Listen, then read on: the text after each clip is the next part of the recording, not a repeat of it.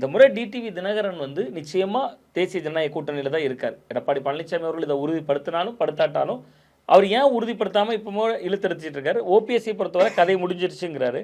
TTV தினகரனை பொறுத்தவரை காலம் பதில் சொல்லும் தான் சொல்றாரு. ஸோ இப்போ டிடிவி தினகரன் அங்கே சேஃபாக தான் இருக்காரு. ஸோ ஓபிஎஸ் பார்க்குற பார்வைக்கு அவர் இன்னும் அதே கொடூரமான பார்வையை தான் ஓபிஎஸ் மீது பார்க்குறாரு. டிடிவி மேல கொஞ்சம் சாஃப்ட் கார்னர் வந்திருக்கு ஓபிஎஸ்க்கு. அந்த சாஃப்ட் கார்னர் எதனால அப்படின்னா டிடிவி தினகரன் அதிமுகவை மீட்போன்னு போராடலை. அவர் தனி கட்சி ஆரம்பித்து விட்டார். அம்மா மக்கள் முன்னேற்ற கழகம் என்று ஒரு தனி கட்சி ஆரம்பிச்சிட்டார். அவர் ஒரு இயக்கமாக ஒரு கட்சியாக வந்து கூட்டணிக்குள்ள இணைய போறார். ஆனா ஓபிஎஸ் கதை அப்படி இல்லை. இன்னமும் அதிமுக தொண்டர்கள் உரிமை மீட்பு குழுன்னு வச்சிருக்காரு. அப்ப அதிமுக தொண்டர்கள் உரிமை மீட்பு குழுன்னு வைத்திருக்கக்கூடியவரை தேர்தல் ஆணையத்துல வழக்கு இருக்கு, நிலுவையில் இருக்கு. ஸோ இதையெல்லாம் இபிஎஸ் சிந்திக்கிறார்.